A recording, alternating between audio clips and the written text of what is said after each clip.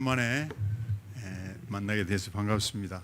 한 달 정도 된 것 같은데 지난달에 이어서 이번 달에 또 제가 새로운 책을 여러분과 함께 공부하는 마음으로 이 자리에 왔습니다.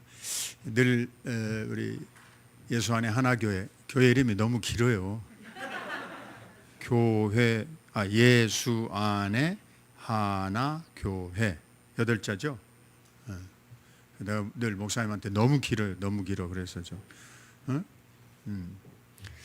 근데 어쨌든 우리 예수 안에 하나교회 너무 감사하고 고마운 말씀을 드려요. 우리 김충환 목사님 지난달에 왔을 때도 같이 오셔가지고 여러분한테 인사드렸는데 대장암 때문에 여러분들이 기도해 주셨고 헌금에 보내주시고 또 목사님 여기 개척하는 데 애써 주셔서 너무 고맙고 그 사이에 이제 6개월간 항암 주사를 다 마치고 이제 상태가 굉장히 건강이 많이 좋아지셔서 잠깐 나오셔서 먼저 좀 인사하시고 그다음에 내가 오늘 특강 하도록 할게요. 왜냐하면 기왕이 나랑 같이 오셨고 또 여러분이 기도해 주신 거니까 중간 이렇게 얼굴도 보고 보고도 드리는 게 좋을 것 같아요.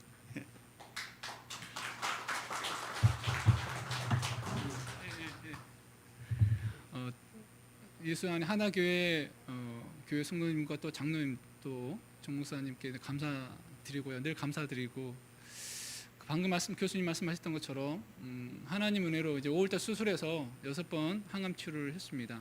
그래서 많은 분들이 이렇게 기도해 주시고 또 사랑해 주셔서 빨리 회복 되어져 가고 있고요. 11월 초에 이제 끝났고 12월 초에 이제 가슴에 심었던 케모포트라고 그쪽으로 이제 항암 치료를 받았는데 그 수술을 이제 잘 끝마쳐서 그것을 통해서 이제 항암 치료를 받았는데 그게 이제 가슴에 심겨져 있으면 어깨 운동이나 이제 어깨 운동증, 상체 운동은 거의 할 수 없는 위험하니까 바늘이 이제 목에 있는 정맥 쪽으로 이제 들어가서 이제 치료가 되는데 그래서 그것을 있는 동안은 거의 심한 운동 못 했었는데 그게 이제 하나님 은혜로 잘 이렇게 수술이 잘 돼서 잘 제거됐고요. 지금은 이제 차츰 이제 회복 중이 있고요. 내년 이제 5월달에 이제 6개월 코스로 이제 항암 치료 추적 검사를 이제 하겠다고 이제 하더라고요. 그래서 목사님과 또 예수 안에 하나교회 성도님들이 늘 기대해 주셔서 저는 부족하지만 그 기도의 힘으로 하나님 은혜로 이렇게 빨리 회복되어 가고 있는 것 같아요. 늘 감사드리고 또 부족하지만 늘 저를 위해서 늘 기도할 때마다 기도해 주시면 늘 감사하겠습니다.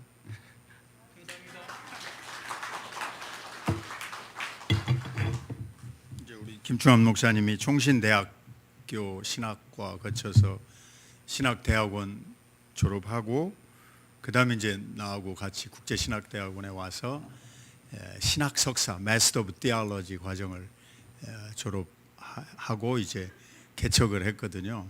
그러니까 지금 50대 초반 목사님이 저렇게 대장암으로 고생하는 거를 내가 참 딱했는데 여러분들의 기도와 또 성원과 물질적인 도움과 이런 것들이 다 어우러져서 이제 앞으로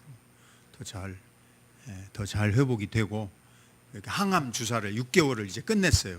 아까 무슨 말이냐면 항암 주사를 맞으려면 병원에 입원해서 한 달에 일주일씩 독한 그 액을 이제 여기에 정맥에다 넣는데 이런 데다가 뚫어서 하면 이게 빠진대요. 아프고. 그러니까 여기 사이에다가 여기를 째고 정맥에다가 튜브를 넣어가지고 그놈을 묶어놓고 아예 그리고 밖에다 꼬매가지고 그걸 6개월을 갖고 남의 살을 가지고 다니면서 운동도 못하고 아픈 채 거기다 이제 꽂으면 이제 암과 싸우는 이제 소위 말하는 어떤 반항하는 힘을 집어넣어주는 거지. 본인 힘은 약하니까. 그렇게 해서 한 달에 일주일씩 병원에 입원해 들어가서 치료받고 나오고 들어가서 6개월을 하시고 이제 끝냈다 그 말이에요. 그래서 제가 보기에는 좀 얼굴은 수척했는데 하나님이 조금만 더 힘을 주시면 더 회복이 돼서 주의 일을 할 수 있으리라 이렇게 생각합니다. 자, 오늘 이렇게 참 감사하고 이제 성탄절을 앞에 두고 다 한 해를 우리가 은혜롭게 마감하고 이러는 시기죠. 근데 너무 지금 코로나 바이러스가 우리를 괴롭히고 있어서 하루하루 참 살아가는 것, 여기에 모여 있는 것 이런 것 자체가 두렵고 참 무서운 시기가 됐어요. 그래서 지난 2년간 2020년, 2021년 이 모이는 교회의 예배 이것이 불가능해졌고, 여러분 예수 안에 하나교회는 조금 형편이 달라서 이렇게 모이실 수 있으시지만 소위 말하는 서울에 있는 대형 교회들은 전혀 모일 수가 없어요. 나오지 말라고 그러고 로또에 당첨되듯이 당첨된 사람만 문자로 오늘 누구는 교회 오시오, 나머지는 오지 마시오, 이렇게 되는 거죠. 이제 그게 지난 2년을 지내오면서 특히 제가 지난 여름에 이제 생각해 본 게, 그러면 집에서 드리는 소위 말하는 영상 예배, 텔레비전 예배, 유튜브 예배, 이 예배가 과연 어느 상태로 우리를 끌어가고 있느냐, 이런 셀프 이그제미네이션, 우리 스스로에 대한 재점검이 필요했다 그 말이에요. 점점 어떤 식이 돼가냐면요, 텔레비전 시청이나 주일날 오전 집에서 드리는 영상 예배나 별 차이가 없어졌어요. 텔레비전 시청은 뉴스를 보시든지 드라마를 보시든지 무슨 오락게임을 보시든지 우리 스스로를 즐겁게 하기 위해서 릴렉스하고 이렇게 보는 거예요. 태도와 자세도 마찬가지고요. 근데 만약에 그것이 하나님께 드려지는 예배의 행위라고 한다면 텔레비전이나 유튜브 예배가 과연 어떻게 해야 성공할 수 있느냐, 이걸 반성하지 않으면 안 된다. 또 다른 말로 하면 부지기수로 우리가 예배를 실패하고 있는 시대다 하는 것이 조지신학을 가르치는 저로서의 진단이에요. 그래서 이 책을 쓰게 된 겁니다. 적어도 예배라고 하는 것은 아직 책 보지 마시고 그냥 제가 어디 보자고 하면 보세요. 그리고 집에 가서 읽으시면 되니까.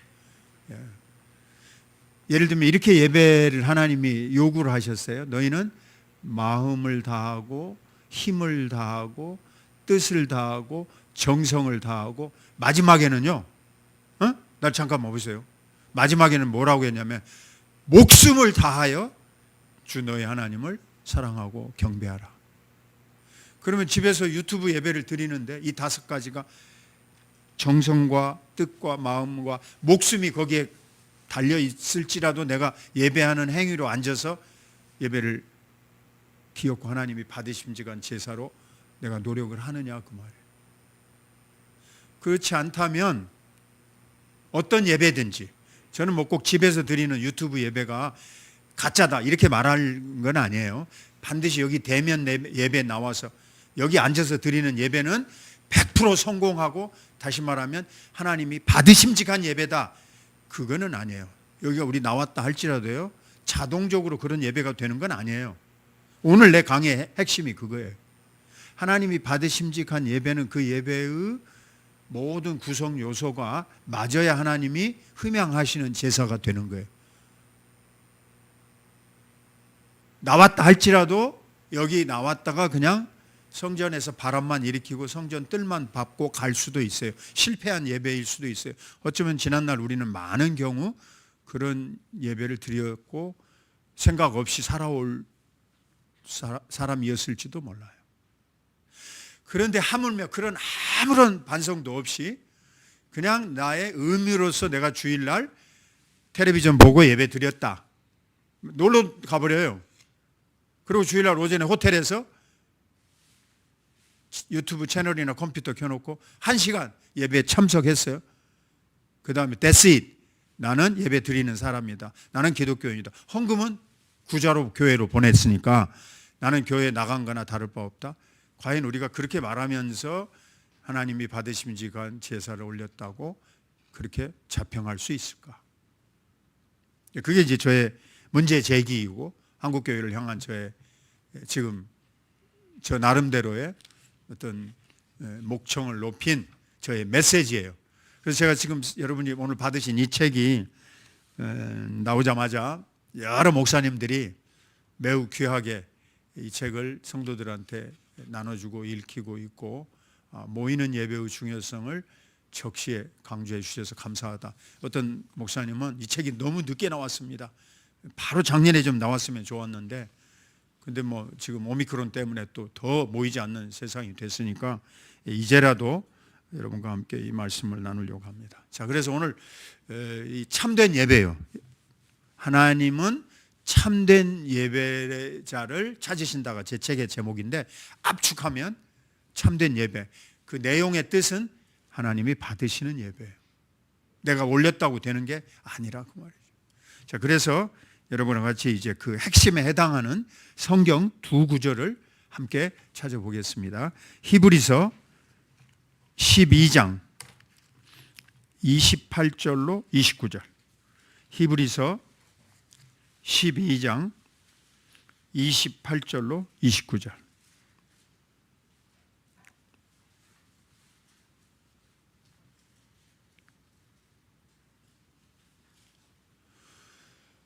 여러분은 뭐 그냥 소리를 안 내시는 게 또 우리 침을 튀기지 않고 서로를 도와주는 거니까 제가 혼자만 읽을게요. 그러므로 히브리서 12장 28절 우리가 흔들리지 않는 나라를 받았은즉 은혜를 받자. 이로 말미암아 경건함과 두려움으로 하나님을 기쁘시게 섬길지니 29절 우리 하나님은 소멸하는 불이십니다. God is a consuming power. 하나님은요 모든 걸 다 태워버리는 불이시라 이 말이에요. 이건 왜 태우시죠? 심판이죠. 하나님은 결코 경솔하게 우리가 함부로 취급할 대상이 아니신데 하나님이 여러분과 저에게 그렇게 못할 때에는 아무 의미 없는 짓이어서 불로 태워버린다 이거. 아무리 뭐 인간이 위대하게 지었다 할지라도 의미가 없어요. 그렇게 안 되려면 이제 하나님의 그 지위와 하나님의 속성과 하나님의 뜻에 합당하게 여러분과 제가 예배를 드려야 되는데 28절에 있는 거예요. 그게 뭐냐면 경건함과 두려움으로 이 두 단어예요. So worship God. NIV 영어 성경이 그렇게 되어 있어요. 하나님께 예배를 드릴 때 acceptably with reverence and awe 이렇게 되어 있어요. 이거는 하나님께 예배를 드리는 우리 성경에는 지금 그렇게 번역이 안 됐어요. 조금 아쉬운데 뒷부분이 So worship God 하나님께 예배를 드리는데 어떻게 드려야 되냐면 acceptably 하나님이 받으심직하게 그렇게 하려면 with 무엇과 함께 reverence and awe 하나님에 대한 존중심, 경외심 그리고 awe 두려워하는 마음으로 하나님 앞에 나아가야 예배가 하나님이 받으신다. 그래서 제가 오늘 여러분한테 설명드리려고 하는 본문의 핵심은 바로 참된 예배입니다. 첫 번째, 내가 조금 이제 뭐 일반 설교하고 달리 오늘은 좀 특강을 하는 날이니까 첫 번째가 뭐냐면 참된 예배.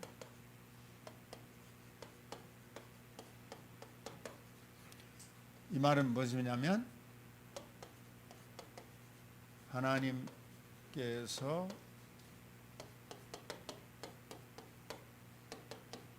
받으시는 제사 같은 뜻이 아까 그랬죠? So worship acceptably 하나님이 받으시는 제사라고 말이에요. 참된 예배는. 그런데 첫 번째는 지금 어떤 자세와 태도를 강조했냐면 두려움과 경건함으로 두렵다는 게 뭐 무서워가지고 뭐 벌벌 떤다 이런 뜻보다는 존경심 하나님을 존중하는 마음과 그 다음에 두려움으로 왜 그런가 하면 이 단어를 감싸고 있는 원래 뜻은 뭐냐면 여러분과 저의 초점이 하나님의 영광에 있기 때문에 그래요. 그러니까 우리가 두려움과 성경에는 우리 성경에는 경건함이라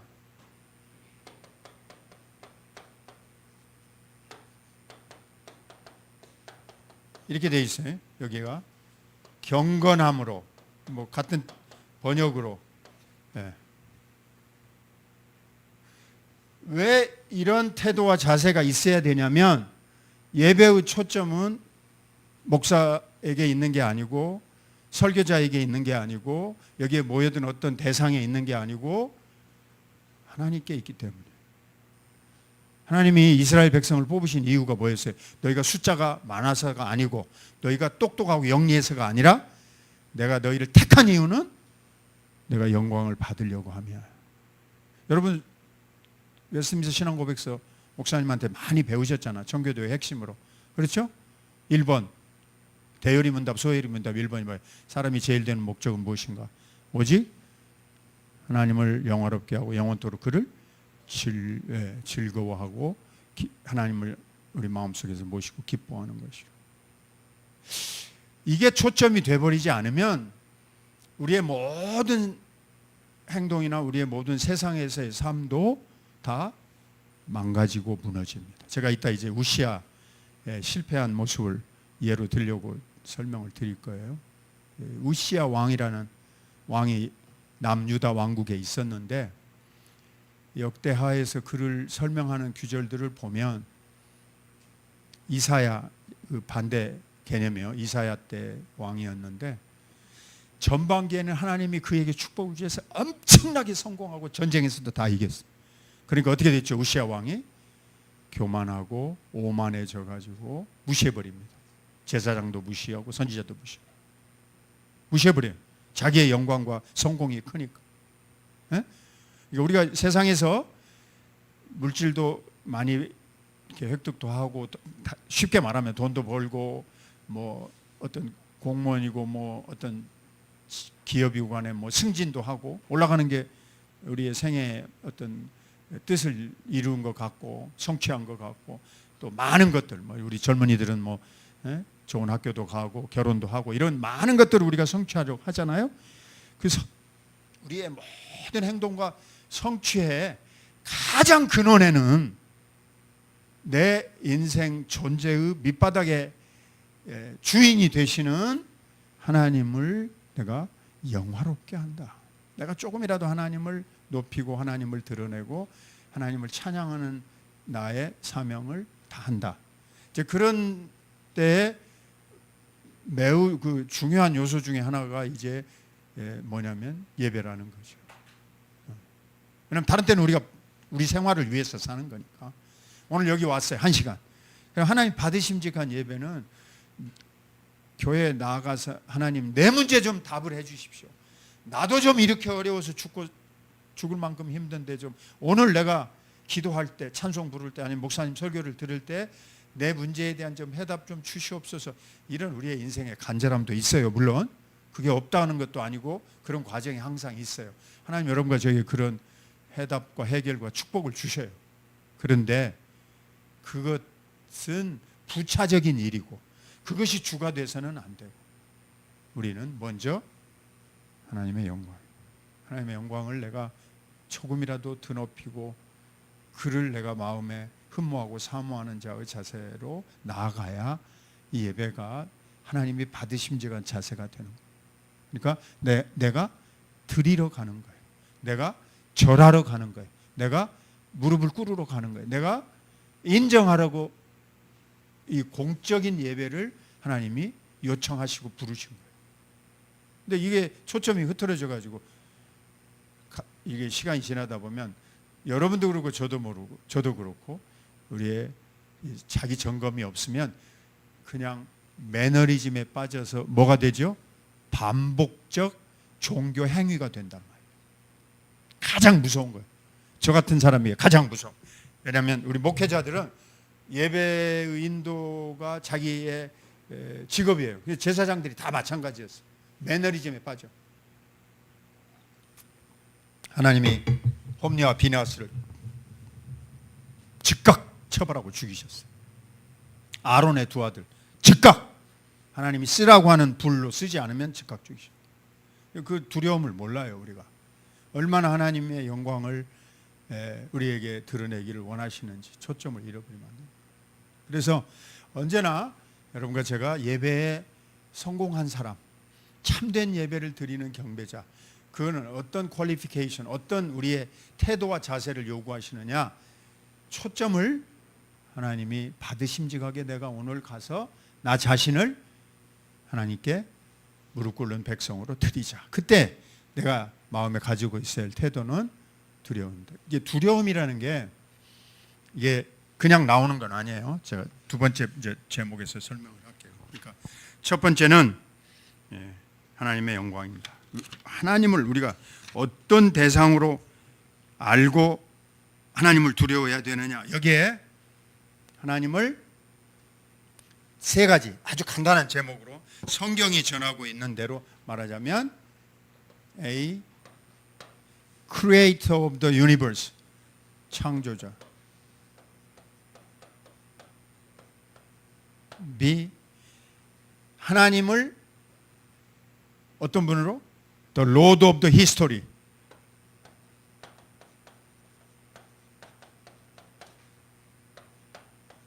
죄인의 구세주. 적어도 이 세 개념을 가지고 하나님을 인식하고 언급하고 내가 하나님 앞에 무릎을 꿇어야 돼. 내 영혼과 내 개인의 창조자일 뿐만이 아니라 우주의 창조자. 두 번째는 날마다 해가 올라가고 해가 서쪽으로 지죠. 날마다 역사가 지금 히스토리가 가고 있어요. 그 히스토리의 The Lord, 주인이죠. 세 번째는 Savior of the sinner. 우린 죄인인데 이 죄인의 구세주. 여러분이 기도할 때에도 이런 개념을 언급하고 하나님을 부르짖어야 돼요. 나는 하나님의 피조물인데 나를 지으신 분 앞에 왔습니다. 나는 오늘 또 지금 여러 가지가 뒤섞여 있는데 1.1핵도 틀림이 없이 역사를 운행하고 계신 주인 되시는 분이심을 내가 믿고 내 문제를 내놓습니다. 세 번째는 더 심각하죠. 더 심각해. 내 죄를 해결해 주시. 목사님을 통해서 여러분이 청교도 죄 문제를 많이 공부하셨으니까 적어도 하나님께 영광을 돌려야 될 이유는 세 가지입니다. 넘어가요. 그 다음 페이지.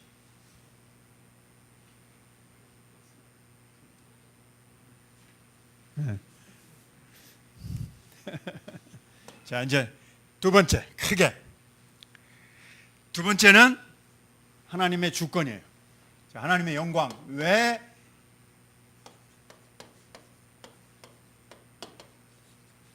The sovereignty of God. 왜 여러분과 저에게 참된 예배가 하나님이 받으심직한 상태로 드려져야 하느냐. 두 번째는 The sovereignty of God. 하나님의 주권, 하나님의 통치 또는 하나님의 주관. 이것을 여러분과 제가 인정하고 나아갈 때 하나님이 받으시는 거예요. 아까 내가 설명을 한 그 규절, 이게 역대하 26장 15절로 23절에 보면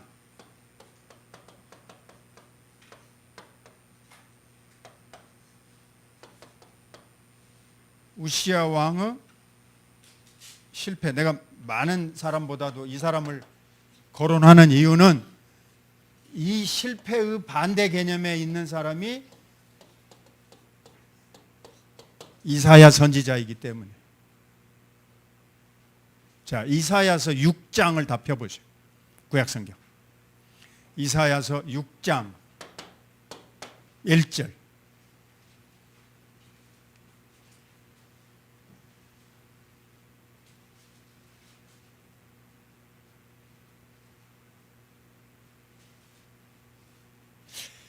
이사야서 6장 1장부터 6장까지가 다 나오는데 1장이 이제 그 가짜 예배, 거짓 예배, 실패한 예배에 대한 하나님의 질타가 나와요. 그리고 이제 참 예배의 모습이 6장부터 나오는데 이사야가 이제 하나님의 임재와 하나님의 존전을 영적인 환상 속에서 보게 됩니다. 근데 그 때가 뭐라고 나오지? 우시야 왕이 죽던 해. 저를 잠깐만 봐보세요. 이제 우시야 왕이 왜 죽었어? 아까 조금 전에 설명한 것처럼 성공하고 잘 될 때 엄청나게 하나님이 그에게 퍼부어 주셨어요. 전쟁에 나가서 승리하고 이웃 나라들 다 제압하고 왕으로서의 그의 인기와 그의 평판은 최고였어. 전쟁에 나갔는데 우리 왕 때 이겼단 말이에요. 도저히 그 앞에 왕들 때 제압하지 못했던 나라들 다 이겼어. 내가 이렇게 나오면 여기 안 나오나? 그럼 저 위에서 예배드리는 분들이 좀 답답해 하겠네. 소리만 나오고 사람은 안 보이면. 네, 미안합니다. 근데 제가 준비하면서 여러분에게 이 말씀을 목사님한테 전화 받고 이렇게 하면서 한 달 걸렸어요. 오늘 이 말씀을 준비하는 기간 동안에.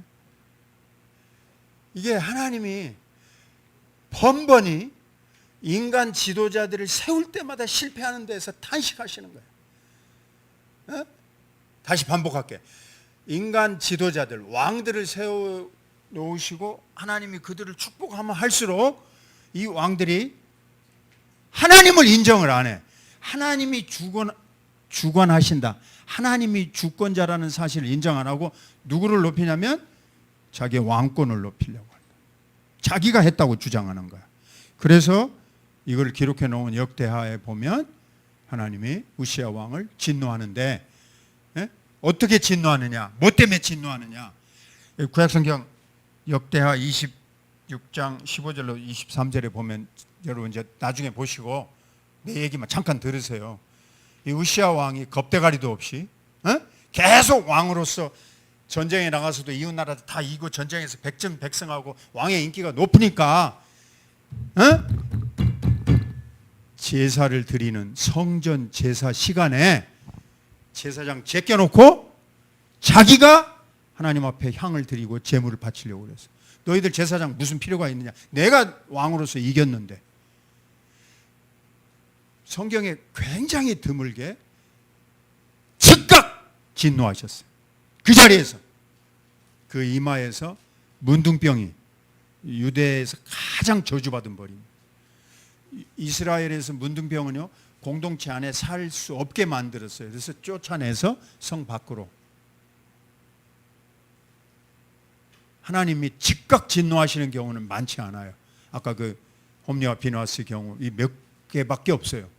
근데 우시야 왕의 백전백승했던 앞에 모든 성공과 성취는 일거에 심판의 대상이 되고 그는 문둥병이 발해돼 가지고 죽을 때까지 물론 왕위는 폐위가 됐고 백성들 앞에서 조롱과 천대를 받으며 살다가 죽었다 이거예요. 그 우시야 왕이 죽던 해에 하나님께서 이사야에게 하늘의 문을 열으시고 영광스러운 보좌에서 예배드리는 장면을 보여주는 거예요. 하나님의 주권자 되심. 오늘도 여러분과 저도 마찬가지고 저도 아슬아슬하게 이제 이번 학기에 우리는 전부 학교에서 대면 수업을 했어요. 지난 2년 내내 대면 수업을 했는데 아슬아슬하게 별로 환자도 발생하지 않고 그냥 잘 마쳤어요. 정말 하나님이 도우셨다, 돌보셨다 말하지 않을 수가 없는 거죠. 왜 여러분과 저만 이 코비드 바이러스에 접촉이 안 됐을까? 이렇게 말할 만큼 나도 어제 여러 군데 목사님들한테 전화 받았어요. 어떤 분은 지금 위험해요. 나이 드시건 목사님 한 분이 코비드에 접촉이 됐는데 70세 넘으셔가지고 이게 하나님의 돌보심 외에는 뭐 설명할 방법이 없어. 하나님이 다 지금까지 인도해 오시고 이끌어 주셨다. 여러분께서 지금 예수 안에 하나 교회 공동체의 지난 날을 보면 우리 정 목사님과 사모님과 또 이 교회를 보면 여러분이 다 하나님이 이 교회를 이렇게 복 주셔서 여기까지 오게 됐다는 걸 알고 계시잖아. 하나님이 영광을 받으시려고 하시는 일을 보고 계시잖아. 또 여러분 개인의 역사를 보고 계시잖아. 그러면 이것을 인정을 해야 될 거예요. 바울 사도 같이 나의 나 된 것은 하나님의 은혜로 된 것입니다. 그런데 주의 주신 은혜가 헛되지 아니하여 내가 모든 사도보다 더 많이 수고하고 성취했지만 내가 한 것이 아니고 하나님의 은혜인 줄로 믿습니다. 이게 우시아 왕에게는 없었다. 그런데 이 이사야 6장을 보면 이사야는 여기서 또 다른 모습으로 성공해. 그게 이제 세 번째 얘기인데,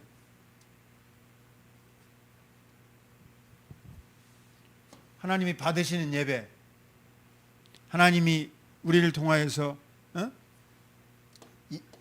늘 얻으시려고 하고 받으시려고 하는 모습이 뭐냐면 홀리니스 오브 갓.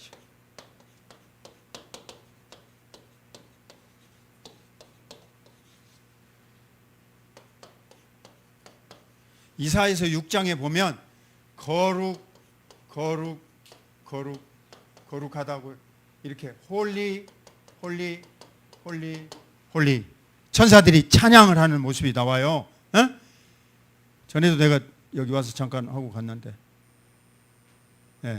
무슨 얘기냐면 이렇게 세 번씩 계속 나와. 이 6번 나오는데 이렇게 부르는 이유는 뭐냐면 강조법이에요. 최상 강조법. 이스라엘에서는 3번이에요. 6번 하면 뭐지? 최상 최상상 강조법. 천사들이 하나님 앞에서 홀리. 그러니까 하나님이 받으심직한 예배는 그 전체 예배가 거룩성의 원리예요. 홀리 is the Lord of hosts. 이것이 계속 반복되고 있고, 하나님은 내가 거룩하니 너희도 거룩하라. 예배의 전체 내용이 이 거룩성을 여러분과 제가 체험하고 인식하고 나아가는 거예요. 그 요소는 뭐냐면, 이 세 번째 요소는 네 번째 내가 여러분하고 말하려고 하는 것에 굉장히 밀접하게 관계되어 있는데, 그 반대 개념이 뭐냐면 죄예요.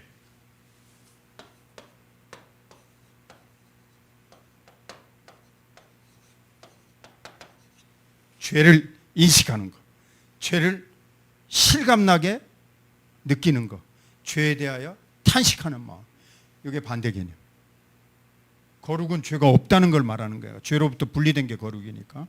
그러니까 하나님이 받으심직한 예배는 하나님이 거룩한 분이시니까 여러분과 제가 하나님의 거룩성의 원리대로 예배를 드려야 돼. 하나님께. 그 반대는 나는 죄인인데 어떻게 해? 하나님 앞에 거룩한 예배를 드리고 거룩한 산제사를 내가 드리려고 하면 반대로 내가 누구인가를 고백하면 되는 거예요. 근데 그 반대로 고백하는 그 태도와 자세가 뭐냐면 내 죄를 느끼는 거예요. 내가 인식하는 거예요. 근데 이게 이사야서 6장에 굉장히 잘 설명이 되어 있어요. 어떻게 설명이 되어 있죠? 이사야가 거룩 세 번씩 찬송을 하는 천사들의 모습을 보고 즉각적으로 어떻게 반응하냐면 화로다 나여 망하게 되었다. 왜? 나는 입술이 부정한 자다.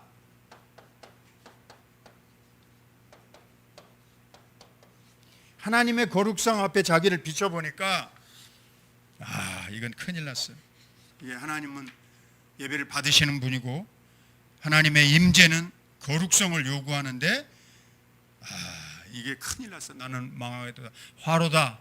화 있을진저. 이게 영어로 오우라는 단어인데 화로다. 화 있을진저. 이게 영어로 오우. WOE라는 단어인데 별로 기분 좋은 단어는 아니죠. 근데 자 노트에다 쓰시는 분들 적으세요. 성경 구절 불러드릴게요. 이사야 5장 8절 화로다. 이사야 5장 11절 화로다. 아침에 일찍 일어나고 술 먹는 자들이여. 이사야 5장 18절 세 번째 화로다. 이사야 5장 20절 네 번째 악한 것들을 악이라고 부르지 않고 빛을 어둠으로 바꾸는 자들에게는 화 있을진저. 그게 이사야 5장 20절이에요. 이사야 5장 21절 다섯 번째 자기 자신의 눈 속에서 스스로 현명하게 생각하는 자들은 화로다 이랬어.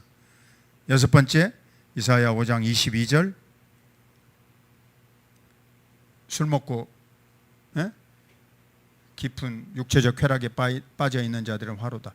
뭐 여러분은 별로 술 안 잡수시는 분들이라고 내가 믿지만 술이 인생의 전부인 것이냐 이런 쾌락에 빠져 있는 사람들에게는 하나님의 화가 있다 그랬어요. 그 죄의 가장 중요한 부분 가운데 하나다 그 말이에요. 먹고 놀고 마시는 거. 어쩌다 와인 한 모금 마셨다 그거 아니고 술에 임박해서 술술술만 하는 사람. 일곱 번째 이사야 6장 5절이에요.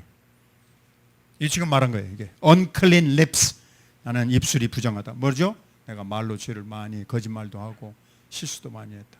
몇 번 나온다고 이사야서에? 화로다가 5번? 뭔 소리예요? 내가 몇 개를 불러줬는데. 그래서 내가 노트를 하라고 한 거예요.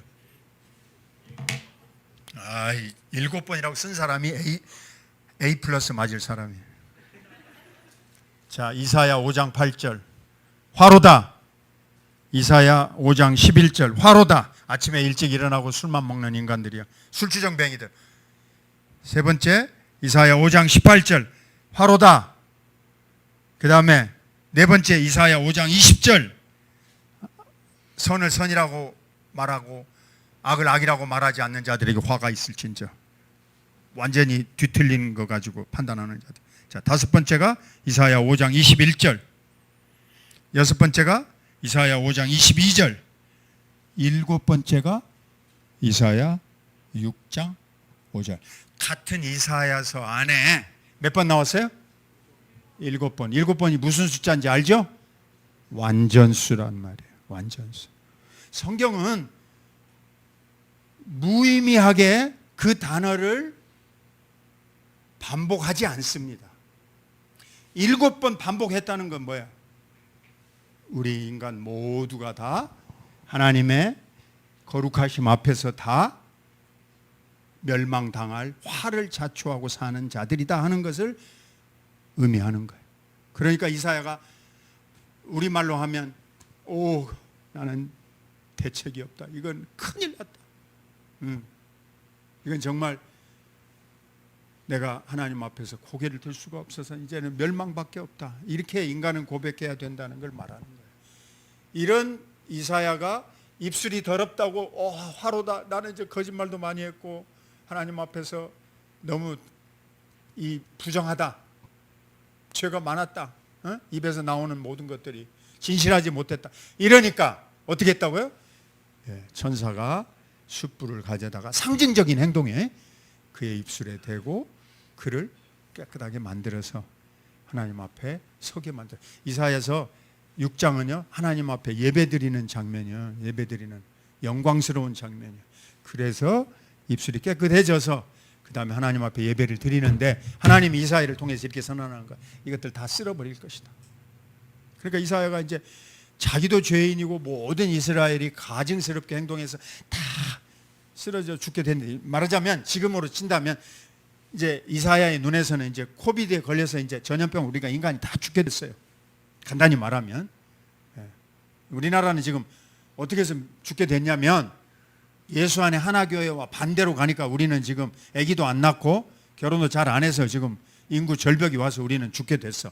예수 안에 하나교회를 본받아야 되는데 다른 교회는 지금 아기도 안 낳고 장가도 안 가고 시집도 안 가고 이러잖아요. 다른 나라들 다 마찬가지고. 자, 그러니까 하나님 앞에서 이사야가 탄식을 하게 됐어요. 나도 죄인이고 나도 죄 속에서 벗어날 길이 없다. 이러니까 하나님이 이사야에게 보여주는 거예요.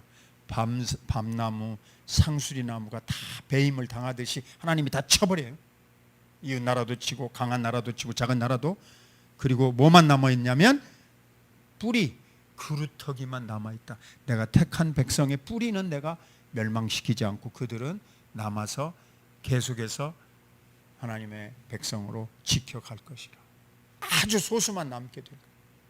이사야를 통하여 그렇게 하나님이 말씀하셨어요. 자, 오늘 제가 여러분에게 네 가지 큰 포인트를 설명했는데,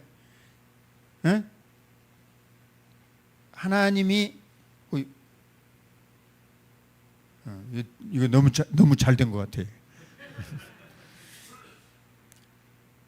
저는 긴 얘기 안 하려고 그래요. 저는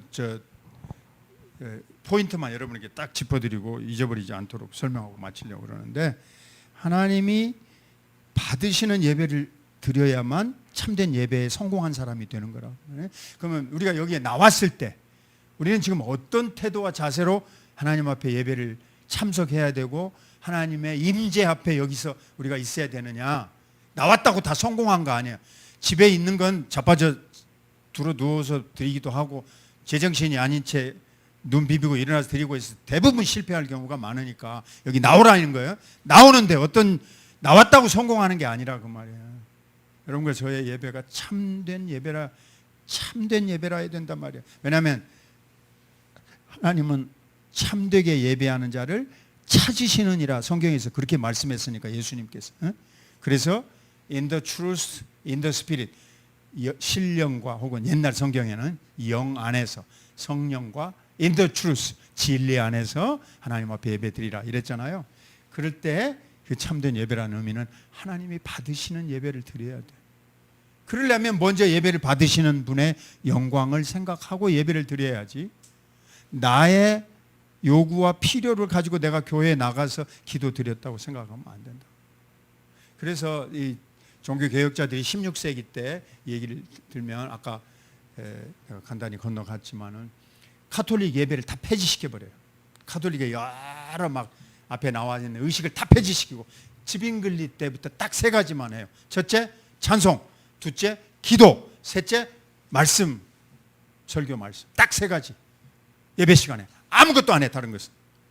왜? 하나님이 요구하시는 내용대로 예배를 드려야지 왜 사람이 거기서 딴 요소를 드러내느냐 그 말이에요. 이때 여러분과 저의 자세는 하나님을 존중하고 또 하나님을 경외하는 마음으로 나가야 돼. 왜? 그는 우리의 창조주이시고 그는 역사의 주인이시고 그는 죄인의 구세주이기 때문이라. 자, 두 번째, 다시 간단히 여러분하고 복습을 해보면, 하나님께 드려지는 예배가 참된 예배이고 그것이 하나님이 받으시는 예배가 되려고 하면 우리의 인식과 우리의 자세와 기도할 때, 찬송 부를 때 여러분과 저의 태도에 분명히 반영돼야 될 매우 중요한 요소가 바로 하나님의 주권이란 말이에요. sovereignty, 하나님의 통치. 우시아가 아니란 말이에요. 다윗이 아니란 말이에요. 솔로몬이 잘해서 이스라엘의 골든 에이지, 황금 시대가 온 것이 아니란 말이에요. 하나님의 은혜가 부어졌기 때문에. 근데 하나님은 이 인간 지도자들을 세워놓고 항상 실패하셔.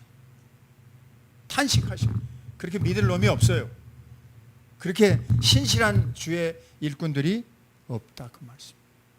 우리도 그런 인식과 그런 태도로 나아가지 않으면 하나님의 주권보다는 나 중심으로 사는 거니까 우리가 실패하게 된다고 말이에요. 우시아 왕은 뭐가 어떻게 잘못돼서 문둥병이 발했다고 그랬죠? 이제 문둥병이라고 안 하고 요새는 한센시병이라고 우리가 성경을 고쳤지만, 하나님 앞에 드리는 예배, 향, 제사, 자기가 제사장도 아니면서 지멋대로 하려고. 여러분과 제가 제멋대로 해가지고 하나님이 받으신 예배가 절대로 될 수가 없어요. 왜냐하면 하나님 예배를 받으시려고 가장 기본적으로 어떻게 하셨냐면, 아론의 후손만 딱 제사에 참여하라. 그것도 네가 성전에 와서 제사를 드릴 때 네 멋대로 천만에 어떻게 했죠? 아론의 후손들 중에서 제비를 뽑아가지고 네 멋대로 성전에 와서 제사의 집례자가 되는 게 아니야. 제비를 뽑으면 한 달씩 성전에 가서 성전 제사 임무를 감당했는데, 그렇게 하려면 어떻게 했지? 평소에 입었던 옷 다 빨아가지고 성전 제사 갈 때 완전히 깨끗하게, 자기는 목욕하고 결혼한 남자는 여성과 육체를 즐겼던 거 다 금지하고 성생활하지 말고 다 깨끗이 하고 옷도 빨고 깨끗이 해가지고 30세 이상이 된 남자 중에서 제비 뽑힌 사람만 가서 한 달간 성전 제사 매일 드리는 향, 불 그거 하고 한 달 임무 마치면 집으로 돌아가는 거예요. 제비 뽑아서 갔어요. 아무나 지 멋대로 그 성전에 들어간다고 들어가는 자리가 아니었단 말이에요. 그런 제사를 어떻게 했어? 우시아가 내가 하면 되지 하고 갔다가 지멋대로 향불을 마음대로 하니까 하나님이 즉각 진노를 했다고. 교회 안에서요, 예배 시간에 예배를 방해하는 행위 하나님이 용서하시고 그냥 놔두시지만 그것은 하나님의 심판의 대상. 어떤 교회 막 싸우는데 여기 말고, 이런 예화는 불필요하지만 어떤 교회 싸우는 얘기 들어보면 목사님 넥타이도 끌어내리고 강대상에 올라가는데 여기다가 쇠로 바리케이트를 쳐주고, 그런 짓 하지 마세요. 차라리 그 교회 안 다니는 게 낫지. 왜 거기서 그런 행동들 말로 할 수가 없어요. 제가 옛날에 섬겼던 교회에서 서울대학교 4학년 학도 학사 장교 후보생이 저희 교회가 싸우니까 갈등을 일으키다가 총을 가지고 강대상 앞에 왔어. 그래가지고 목사님도 쏘지 않고 반대파도 쏘지 않고 자기를 쏘고 자기가 죽었어. 실제로 제가 있었던 교회인데 제가 그 교회 섬기기 이전에 그런 슬픈 역사가 한국 교회에 있는 거예요. 절대로 여러분 그렇게 하면 안 돼요. 이 하나님의 앞에 하나님의 주권을 여러분과 제가 인정하고 인정하고 그 앞에 무릎을 꿇을 때 우리의 예배가 성공할 수 있고, 그의 주권, 그의 통치, 그의 다스리심을 내가 겸허하게 무릎 꿇고 받드는 거예요. 겸손하게. 그럴 때 항상 잊어버리지 말아야 될 것이 하나님의 거룩성. 이것은 거룩성을 훈련시키고 내가 거룩하니 너희도 거룩하라. 성공한 예배는 뭐 목욕을 하거나 새 옷을 입고 갔거나 그게 아니고, 이 거룩성의 반대 원리가 이거예요. 네 번째가 이사야와 같이 고백하는 거예요. 오라 나는 입술이 부정한 자라. 하나님 앞에 나는 심각한 죄인이다. 청교도의 죄에 관한 회심, 우리 정성 목사님한테 여러분이 수도 없이 듣는 거예요. 그래서 어쩌면 앞에 1, 2, 3번은 잘 우리가 못할 수도 있어요. 어떤 뜻에서. 그런데 이 네 번째, 하나님 앞에 맨 처음에 나와서 우리가 묵상으로 기도할 때부터 시작해서 늘 통회하고 자복하고 하나님 앞에 나를 돌아보고 점검하고 이런 시간들을 가지면서 찬양도 올리고 그리고 말씀도 듣고 그리고 기도도 올리고 가는 것. 어쩌면 이 네 번째는 여러분과 저에게 어쩌면 쉽게 실천할 수 있고 누구보다도 잘 훈련 과정을 거칠 수 있는 요소가 아닌가, 저는 그렇게 생각을 해요. 죄를 철저하게 느끼고 인식하고 내가 죄의 문제에 대하여 하나님 앞에 절대로 설 수 없다는 것을 내가 고백하는 것. 그러면 하나님은 여러분과 저를 용서하시고 예수님께서 보혈을 흘려주셨으니까 우리의 통회하는 마음을 받으시고 그 상한 심령을 싸매어 주시고, 그리고 인하여서 우리가 자포자기하지 않도록 만지고. 자, 결론. 두려워하지 말라, 염려하지 말라, 낙심하지 말라. 쓰세요. 두려워하지 말라, 염려하지 말라, 낙심하지 말라. 이게 저의 참된 예배에 주시는 하나님으로부터의 응답입니다. 하나님이 받으심직한 예배의 보답, 우리를 향하신 하나님의 보상, 축복이에요. 두려워하지 말라, 염려하지 말라, 낙심하지 말라. 참된 예배자는 집에 돌아갈 때 이런 마음을 가지고 여기를 나아가는 거예요. 사죄의 감격, 미래에 대한 희망. 다 썼죠? 두려워하지 말라, 염려하지 말라, 낙심하지 말라. 예수 안에 하나교회에서 예배를 드리고 이제 나갈 때 죄를 고백하고 하나님의 용서를 통하여서 마음에 확신을 갖고 그 다음에 주님 주의 은혜 속에 살기를 소망합니다. 이렇게 딱 나갈 때 잠깐만 나를 봐봐요. 여러분 얼굴이 환히 빛나야 돼. 누가 그랬지? 야곱이 천사하고 씨름한 다음에 밤새도록 내게 축복하소서, 기어코 나를 용서하소서. 우리 지금 형이 날랜 장수들을 모아놓고 나를 죽이려고 하는데 저 분노의 마음을 누그러뜨리고 내가 화해하게 해 주옵소서 할 때 그 천사를 붙잡고 씨름했잖아요. 그 다음 해가 착 떠오를 때 그가 다리는 절뚝거렸지만 천사가 용서해 주시고 축복해 주셨기 때문에 기쁨으로 가득 차서 이제 갔어. 맞죠? 여기 딱 나갈 때 여러분과 저에게 두려워하지 말라, 낙심하지 말라, 그 다음에 마음에 아무것도 미래에 대하여서 근심하고 걱정하지 말라. 그래서 여러분 얼굴이 해같이 빛나야 돼. 우중충 교회에서 예배드리고 나오는데 저 죽수다가 만 사람처럼 저렇게 그냥 도살장에 끌려가는 사람처럼 그렇게 나가면 안 된다. 나갈 때에는 이제 감격과 감사와 밝은 희망으로 가득 차서 나가는 거예요. 왜냐하면 예배 성공자에게 하나님이 마지막 갈 때 너희 죄는 다 사함을 받았으니까 제사장들이 그렇게 선언했어요. 평안히 돌아갈지어다. 아멘. 예, 이게 참된 예배, 하나님이 받으심직한 예배로부터 오는 결론이에요. 여러분과 저에게 주는 축복이에요. 염려하지 말라, 두려워하지 말라, 낙심하지 말라. 왜? 나는 하나님과 함께하는 사람이고 하나님이 내 소원 다 들으셨고 내 문제를 다 알고 계시니까 내가 나가면서 그와 내가 동행해서 내 앞길은 형통하고 평탄하게 될 것임을 믿습니다. 아멘. 네. 이제 책은 집에 가서 읽어보시고 내가 펴볼까 그랬는데 그랬어요. 우리 자 이제 오늘 강의는 여기까지 하고 여러분과 함께 이제 올 2022년을 마치는 겁니다. 자, 우리가 지내온 지난 모든 날들 동안 상당히 여러 차례 우리는 성전 뜰만 받고 갔어요.